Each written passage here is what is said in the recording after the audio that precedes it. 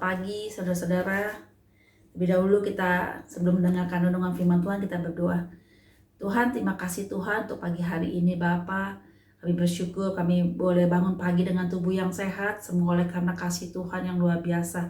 Terima kasih Tuhan, berkati firman-Mu bila menjadi kekuatan bagi rohani kami dan bagi rohani kami Tuhan. Kami sambut firman-Mu hanya di dalam nama Tuhan Yesus. Haleluya. Amin.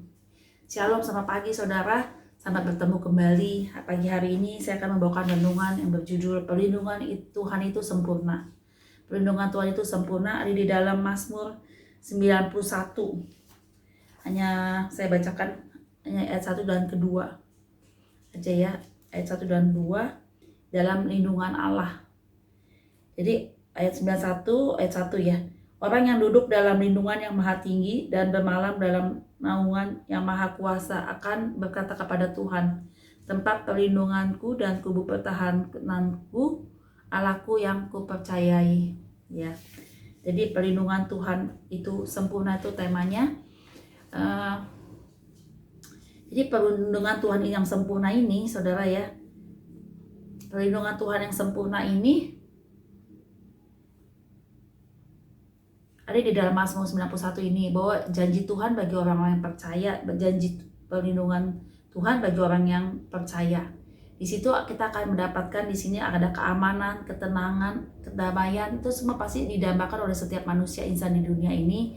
Jadi manusia selalu membutuhkan kedamaian, ketenangan, ketentraman di dalam hidup. Ya, semua orang pasti menginginkan itu tersebut ya. Jadi tetapi apakah di dalam dunia ini di mana tempat yang nyaman, di mana tempat yang aman untuk kita bersembunyi, dikatakan untuk terlindungi dengan aman. Di dunia ini tidak ada tempat di belahan dunia ini dimanapun yang dapat menjamin seseorang itu merasa aman dan terlindungi. Ya, jadi tidak ada tempat di belahan dunia ini pun yang akan aman ya, akan aman dan terlindungi. Tidak akan ada tempat dimanapun, dikatakan firman Tuhan ya. Jadi perlindungan Tuhan kita itu hanya di dalam Tuhan Yesus Kristus ya. Jadi contohnya ya, seorang presiden atau pejabat negara, dia dikawal begitu ketat oleh pasukan-pasukan pengamanan negara ya. Dimanapun dia berjalan dengan peralatan perlengkapan senjata lengkap ya, dimanapun orang ini bertugas itu dia akan dikawal. Tapi keamanan mereka tuh tidak 100% ya saudara ya. Kalau kita boleh lihat, keamanan mereka tidak 100%, karena bagaimanapun juga pengawal itu pasti ada capek-capeknya atau letihnya, dan itu manusia biasa yang terbatas kekuatan dan kemampuannya. Kadang-kadang terus misalnya contoh lagi, orang kaya yang rumahnya dikawal ataupun rumahnya dijaga oleh satpam 24 jam. Tapi mungkin ada kelengahan, ada kelemahannya juga. Karena seorang satpam itu tetap manusia biasa yang terbatas kekuatan dan kemampuannya. Ya. Jadi di dalam firman Tuhan juga ada di dalam Yeremia ya. Bahwa di dalam Yeremia di sini juga ada dikatakan bahwa terkutuklah orang yang mengandalkan manusia, yang menaruh terkutuklah orang yang mengandalkan manusia, yang mengandalkan kekuatannya sendiri, dan yang hatinya menjauh daripada Tuhan. Ya, di situ ada di dalam Yeremia 17 ayat 7. Jadi janganlah kita mengandalkan manusia untuk meminta perlindungannya. Jadi tetaplah andalkan Tuhan, di mana emang perlindungan Tuhan itu yang sempurna dan kekal. Dia akan menyertai kita kemanapun kita berada, ya, sampai kapanpun. Ya, dikatakan perlindungan Tuhan itu kekal dan sempurna.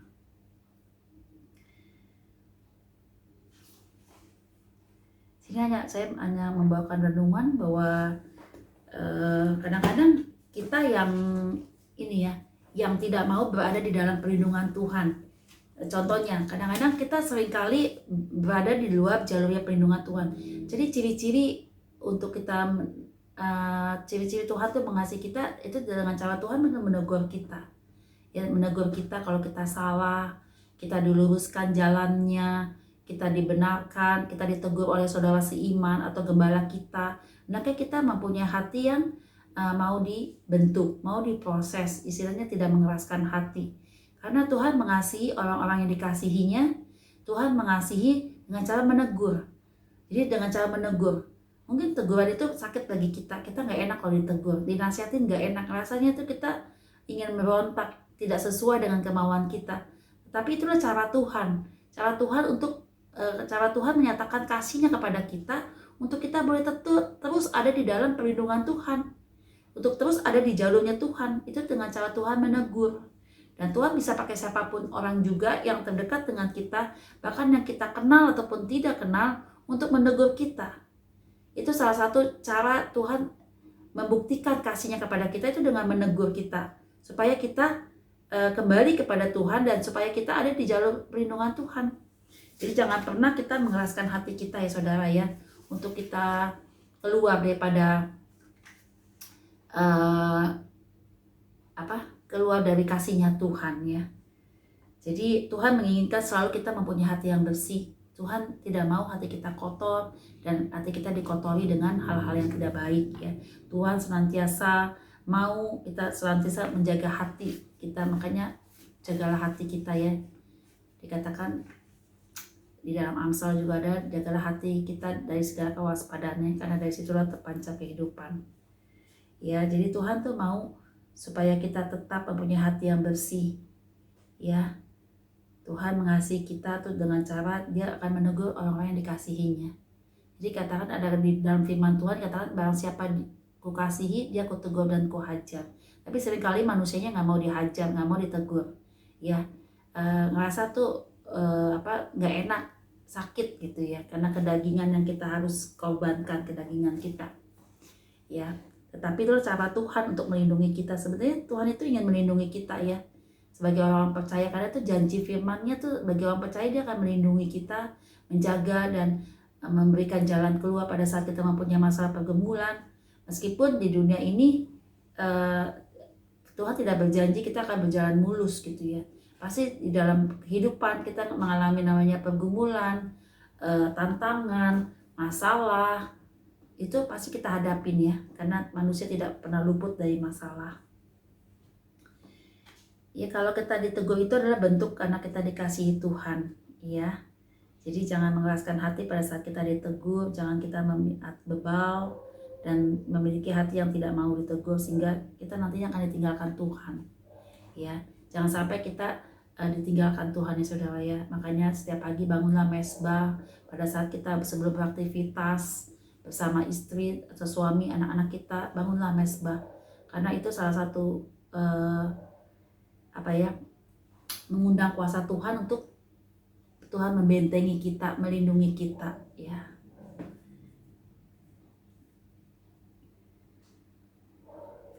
Ya saudara ya, teruslah melekat kepada Tuhan, teruslah membangun hubungan yang baik dengan Tuhan, karena janji firman Tuhan ini kita akan memperoleh perlindungan yang sempurna apabila kita dekat sama Tuhan.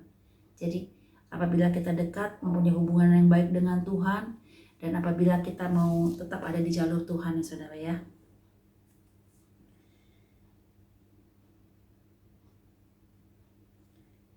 Jadi demikianlah renungan pagi hari ini, boleh memberkati hidup kita semua ya, bahwa kita harus yakin dan percaya bahwa perlindungan Tuhan itu nyata ya bagi orang-orang yang dikasihi Tuhan. Perlindungan Tuhan itu selalu nyata ya, bagi perlindungan dan bagi orang-orang yang dikasihi Tuhan pasti dilindungi ya. Dan perlindungan Tuhan adalah perlindungan yang paling sempurna ya saudara. Jadi jangan kita mengandalkan manusia, jadi jangan mengandalkan siapapun juga, tapi andalkan Tuhan menjadi perlindungan kita. Demikianlah saya akan akhiri renungan pagi hari ini dengan beberapa kesaksian ya, bahwa saya selalu yakin bahwa hidup kita tuh bukan kita dilindungi kita kepada apa yang kita lihat, perlindungan kita tuh hanya percaya kepada manusia. Saya selalu belajar Tuhan hidup saya, pekerjaan saya, apapun yang saya lakukan tuh andalin Tuhan gitu ya, ada tahu di dalam tangan Tuhan gitu.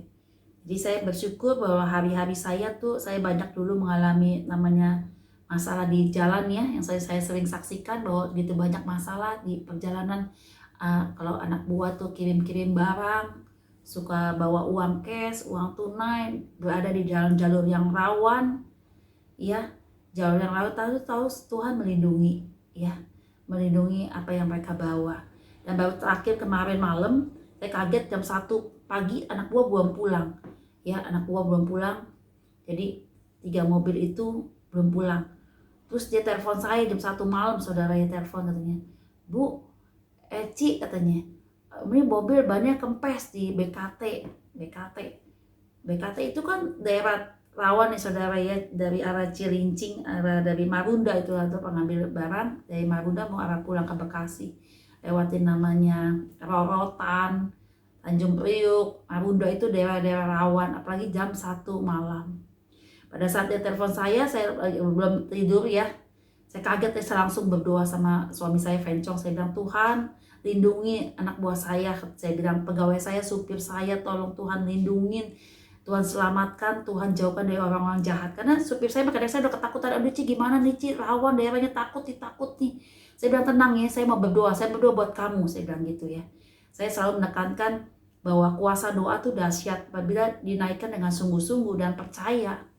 Ya, puji Tuhan, ya, jam setengah dua lewat, setengah 2 malam pagi itu, ya, dia boleh pulang ke rumah dengan tidak kurang kata apapun juga.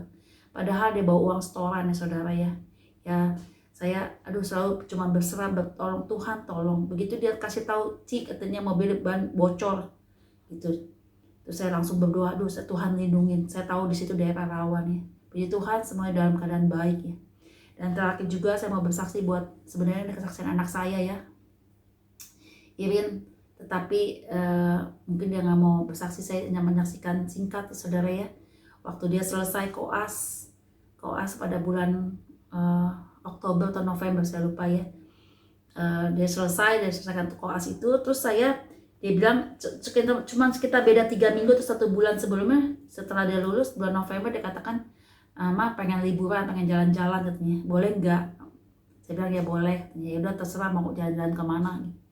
Ya, dia bilang, ya udah, dia ada teman baiknya waktu SMA, ya, saudara, ya, ngajakin pergi. Akhirnya pergilah, dia pengen ke Turki. Terus dia ngomong sama saya, mama papanya, Ma boleh nggak ke Turki?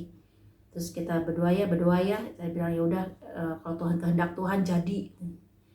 Terus ya udah berdoa. Terus akhirnya yang dia inginkan tuh 2, ya, tuh tanggal 28 November dan tanggal 3 Desember dia ikut panorama tour. Tanggal 28 atau 28 November tinggal 2 seat, dan dia cuma berdua dengan temannya, 2. Tanggal 3 Desember tuh tinggal 3 seat. Tapi pas doa, nggak tahu ya, hati saya tuh cuma serak, Rin, yang tanggal 2 aja. Tanggal 28 gitu, tanggal 28 November. Itu tinggal 2 seat. Dia ngomongnya sekitar minggu pertama November, ya, jadi cuma berjarak 2-3 minggu. Dan itu harus langsung segera bayar gitu, ya, karena tinggal 2 seat. Terus nggak tahu kenapa, ya, selama menjelang tanggal 28 itu kita tiap pagi bangun tidur, ya. Tadinya kan Irin nggak ada di rumah, terus sejak ada Irin di rumah kita doa pagi terus, setiap hari doa pagi. Fencong bangunkan Irin, ayo Irin kita doa. Terus tahu Irin udah siap, 6:30 kita berdoa. Yang saya doain tuh terutama, ya, pokok doanya tuh keberangkatan si Irin. Terus saya nggak tahu tuh, hati saya tuh bilang, Tuhan menyuruh saya untuk doain dia gitu, doain terus gitu. Setiap hari itu doain cuma Tuhan lindungi perjalanan Irin, bikin dia enjoy, happy gitu, ya. Karena habis ujian dia stres, pengen refreshing gitu, ya. Cuma itu terus, ya. Dan akhirnya, ya, saudara, ya, tanggal 28 dia berangkat, hari Minggu saya antar. Saya kaget banget waktu itu di TV dilihat di Turki, Istanbul itu terkena badai yang menewaskan beberapa orang, dan gedung-gedung juga banyak yang rubuh gitu, ya, sebagian gedung-gedung. Dan angin begitu kencang, begitu nyampe si Irin di Turki juga di WA, Ma di sini angin kencang, hujan terus, tiap hari hujan. Saya berdoa, Tuhan Yesus, Engkau dahsyat, Engkau lindungi. Ya, itulah mungkin yang Tuhan gerakkan buat kita setiap pagi bawa dalam doa, ya. Gak tahu deh, setiap hari itu selama 2-3 minggu itu saya doa khusus untuk Irin. Dan terus itu saya lihat di TV, ya, badai menggoncang Istanbul berapa hari, cuaca buruk. Saya bilang, Tuhan, dan bersyukur si Irin WMA udah sampai di bandara jam 10 pagi di sana. Dan jam 3 siang bandara semua ditutup di Turki, ya. Bandara ditutup, tidak ada penerbangan. dan yang mau masuk juga nggak bisa, ditutup bandara. Bahkan ada peserta tur yang anaknya dari Kanada menyusul ke Turki itu ditutup, akhirnya nggak bisa transit dan tidak bisa landing di sana ya. Semua cuaca buruk dan angin kencang, terus hujan terus menerus di sana ya. Aduh, saya bilang aduh, baru nyampe dia udah begini, sedangkan tur itu 10 hari ya. Cuma bisa berdoa dan berdoa terus ya. Tuhan melindungi Irin di sana, lindungi dia dengan peserta turnya yang lain. Tuhan tolong lindungi ya. Ajaib Tuhan. Meskipun tadinya di karantina dia harus 3 hari balik ke Indonesia, tetapi menjadi 7 hari bahkan 10 hari. Terakhir saya dengar 10 hari, 10 hari dia harus karantina di hotel di Kelapa Gading. Saya bersyukur semuanya dapat dilewati, semuanya Tuhan luputkan saudara dari hal-hal yang tidak diinginkan. Itulah saya rasakan bahwa Tuhan tuh baik buat keluarga kami, selalu baik, selalu menolong kami, dan semakin dialah itu membuat kita semakin setia kepada Tuhan sekeluarga. Terima kasih dengan saat ini. Dan ya, waktu itu dia bercita-cita banget pengen naik di Kapadokia, dia pengen naik balon terbang dan naik jeep yang turun lembah gunung gitu ya, lembah-lembah ya. Dan pada saat itu cuaca buruk tidak bisa dilakukan. Tapi saya bilang gini, waktu malam dia telepon WA saya, pengen Rin kita berdoa di dalam Tuhan Yesus besok ini bisa jalan-jalan ke situ tempat itu bisa berangkat gitu ya. Dan puji Tuhan ya, luar biasa, Tuhan amat baik ya. Begitu besok cuaca membaik sedikit ya, dia bisa terbang ikut naik balon dan bisa naik jeep. Besokannya lagi sampai tur itu pulang diberhentikan, cuaca buruk tidak bisa naik ke balon. Dan pada saat hari itu dia bisa. Itu semua karena Tuhan mengasihi Irin ya. Kalau saya lihat segala cita-cita apa yang dia inginkan selalu Tuhan jawab, itu karena kesetiaan dia dari masih kecil. Terus bawa anak kita kepada Tuhan ya, dari masih kecil. Bawa iman percaya kepada Tuhan, yaitu akan membangkitkan iman dia. Dia percaya, saya bilang percaya Tuhan pasti tolong kamu, kalau Tuhan pasti tahu kerinduan Irin mau gimana ya. Itulah kesaksian saya, boleh menguatkan kita semua bahwa kita akan aman di dalam lindungan Tuhan ya, kemanapun kita berada. Doa nomor 1, doa adalah napas kehidupan orang percaya. Demikian renungan kita saat ini, biar boleh menguatkan kita semua. Kita berdoa. Tuhan, terima kasih Tuhan untuk berkat firman-Mu.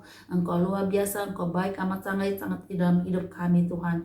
Terima kasih Bapa, kalau sebentar kami lakukan aktivitas kami, Tuhan pimpin, Tuhan sertai, sehingga kami boleh melakukannya dari pagi nanti hingga sore nanti. Terima kasih Tuhan, di dalam nama Tuhan Yesus kami sudah berdoa dan mengucap syukur. Haleluya, amin. Shalom, Tuhan berkati.